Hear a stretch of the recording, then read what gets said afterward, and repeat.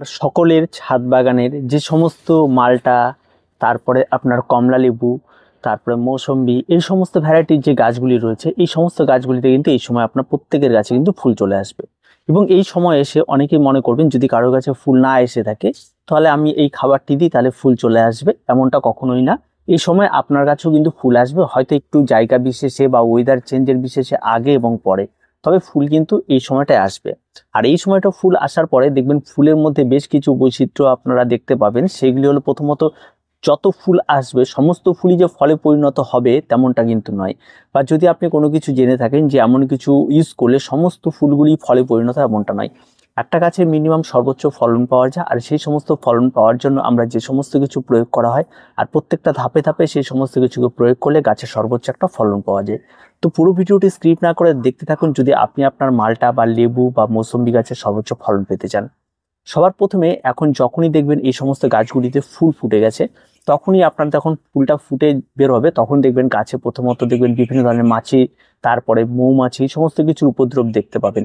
আর এই সমস্ত কিছু উপদ্রব দেখার সঙ্গে সঙ্গে আপনার মনে হতে পারে এই সমস্ত কিছু খারাপ কিছু, তবে তেমন খারাপ কিছু নয়। এই সমস্ত মৌমাছি বা পোকামাকড় যত বেশি আসবে আপনার ছাদ বাগানে বা আপনার সেই সমস্ত মৌসুম্বি গাছে, তত আপনার গাছের ফুলের পরাগ মিলনটা ভালো হবে, যার ফলে কিন্তু ফুল থেকে ফলে পরিণত হওয়ার সম্ভাবনা অনেকটাই বাড়বে।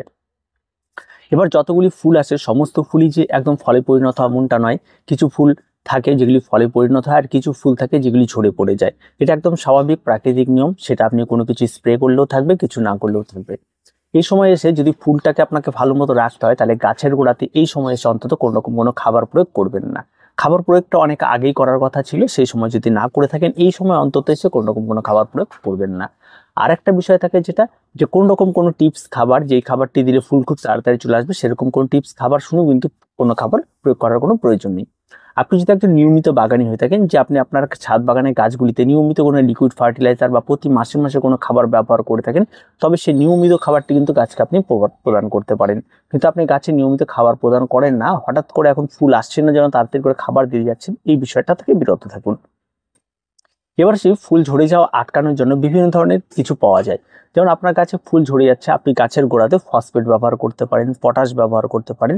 এতে গাছে ফুল ঝরে যাওয়া কিন্তু কমে যায়। কিন্তু এটা ব্যবহার করা, ফুল ঝরছে তখন ব্যবহার করার থেকে, সেটা যখন গাছের অবস্থায়, যখন প্রথম অবস্থায় যখন গাছে ফুল আসার সময় হয়, ঠিক তার আগে যদি আপনি এটা ব্যবহার করেন তাহলে খুব ভালো কাজ করে।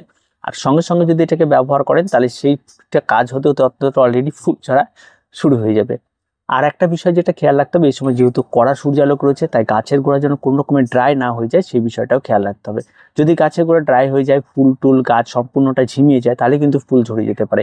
তাই গাছের গোড়াতে সবসময় যেন জল থাকে সেটা খেয়াল রাখতে হবে। আবার যদি জল অতিরিক্ত চ্যাপচ্যাপে না থেকে থাকে, যে গাছের গোড়ায় ইনফেকশন হয়ে যাবে এবং পরবর্তীতে সেক্ষেত্রেও কিন্তু গাছের ফুল ঝরে যেতে পারে। তাই সেই দিকটাতেও আপনাদেরকে খেয়াল রাখতে হবে। এবার সেই গাছের কি স্প্রে করব, এই সময় গাছে মূলত এই সমস্ত ফুলগুলিকে ধরে রাখার জন্য বা আমরা মূলত যেটা প্লানোফিক্স থাকে সেটা অনেকে স্প্রে করে থাকে। আবার এই সময় আপনি বোরন স্প্রে করতে পারেন। আবার এই সময় আপনি একসঙ্গে আপনি তার সঙ্গে সঙ্গে অনুখাদ্য স্প্রে করতে হবে।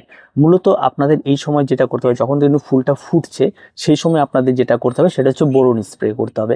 আপনারা 1 লিটার জলে 2 গ্রাম বোরন নিয়ে এই সমস্ত গাছগুলিকে স্নান করিয়ে দিন এবং বোরন দিয়ে খুব ভালো করে স্প্রে করুন। যখন স্প্রে করবেন তখন দেখুন বেশ কিছু ফুলের পাপড়িগুলো ঝরে পড়ছে, তারপর বেশ কিছু পরাগরেণু এদিক ওদিক যাচ্ছে, সেগুলিতে কোনো রকম কোনো ভয়ের কিছু নেই, তবে আপনি স্প্রেটা করতে পারেন।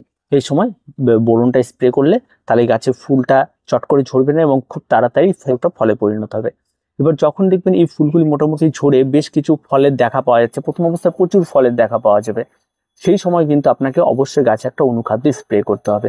এবং সেটা আপনার ছাদ বাগানে থাকা মিরাকুলার হতে পারে, আপনি বায়োভিটা হতে পারে, যে কোনো, বর্তমান বাজার চলিত প্রচুর ধরনের পাওয়া যায়। আপনার যেটা পছন্দ সেটা আপনি কিন্তু এই সময় গাছে, সম্পূর্ণ গাছে স্প্রে করবেন ঠিক যখন গুটির দেখা দেবে।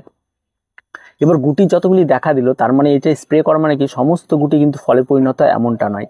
সেই সমস্ত গাছগুলিতে ফলে পরিণত হবে তার মধ্যেও একটা লজিক রয়েছে, সেটা রয়েছে যে আপনার গাছটি কোন টবের মধ্যে রয়েছে, আপনার গাছের গোড়ায় কতটা পরিমাণ মাটি রয়েছে, আপনার গাছের উচ্চতা কতটা রয়েছে, আপনার গাছ কতটা পরিমাণ ফল হলে সে ধরে রাখতে পারবে, সেই সমস্ত বিষয়ের উপর নির্ভর করে গাছ নিজে সেটা ডিসিশন নেবে যে আমি কতগুলি ফল রাখবো সর্বোচ্চ।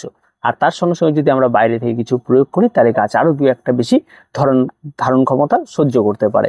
আর যেহেতু আমরা সাপোর্ট দেবো সমস্ত কিছু, তারপরে এভাবে হবে।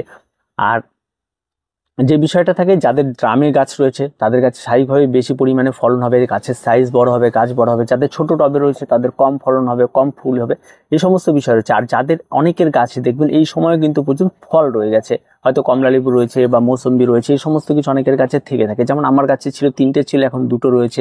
আবার এই দুটো পুরো হলুদ হয়ে গেছে, এটা মালটা গাছ, ঠিক আছে, এটাও কোন সময় ঝরে পড়ে যাবে এমনটা হয়ে থাকে। তবে এই সময় এসে কিন্তু এই কাজগুলি কিন্তু আপনাদেরকে কিছু কাজ বললাম যেগুলিতে বিরত থাকবেন, কিছু জিনিস আছে যেগুলিকে আপনাকে করতে হবে। এই কাজগুলি যদি আপনি এই সময় এসে করতে পারেন তাহলে কিন্তু আপনি আপনার গাছে ফলন পেতে পারেন। আর একটা জিনিস সবসময় খেয়াল রাখবেন যে গাছে সবসময় যেন বেশি বেশি করে খাবার এবং বেশি বেশি করে এই সমস্ত কিছু প্রয়োজন নেই। যখন দেখবেন গাছের ফলগুলি অলরেডি ঝরে যাওয়া বন্ধ হয়ে গেছে, ফল বড় হওয়া শুরু হয়ে গেছে, সেই সময় গাছে আপনি একটা মিক্স খাবার ব্যবহার করতে পারেন। সেটা লিকুইড খাবার হতে পারে বা আপনার ছাদ বাগানে অর্গানিক যে কোনো খাবার হতে পারে, সেটা আপনারা প্রয়োগ করতে পারেন। তাতে কিন্তু গাছের সুস্বাস্থ্যবান হবে, গাছের ফলগুলো অনেকটা বড় হবে।